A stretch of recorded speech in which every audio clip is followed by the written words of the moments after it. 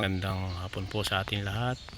At by din na naman ako sa halaman na ni Enan. At ako'y maghahalaman na naman. Ito nga po pala ay variety ng Heliconia, ano? At by din yung isa, ito'y Heliconia rin. At ito may doon na pating bulaklak.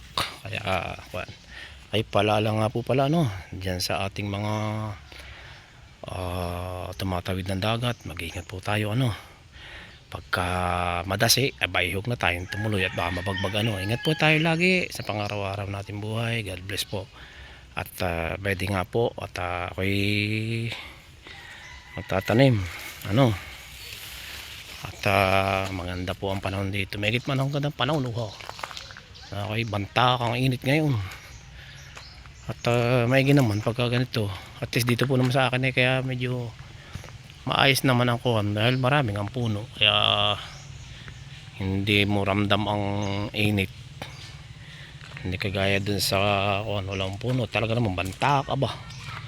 Ay ito naman po ay kuhan, ano naman ito, parang golden putos ba ito.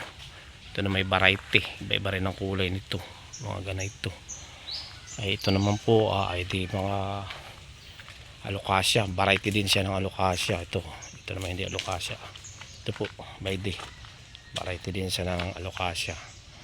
At aking irerekta nga diyan sa lupa. Gawa ng pag sa lupa ay di mas mabilis lumaki. Pagka inilagay ko din sa paso, di nalilimit yung kanyang kuwan, yung kanyang paglaki dahil gawa ng kuwan nasa paso lang. Di magsisimula na naman ako. Kay nahingi pa ako ng pamanin, ano. At baga may baguhan pa lang. At hanggang kumbaga may akin pa rin alam isa-isa kung ano pangalan ng mga halaman, no. Meron mga nagkakatig sa akin ng paghalaman.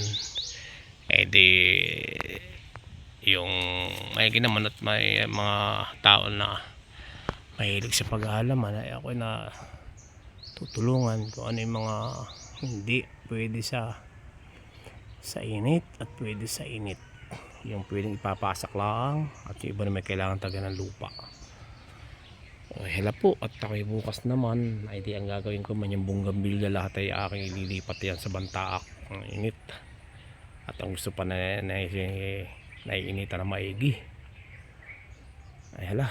At magsisimula na ako magtanim ng halaman. Maraming pong salamat. God bless po. Mabuhay po tayo lahat. Ingat po.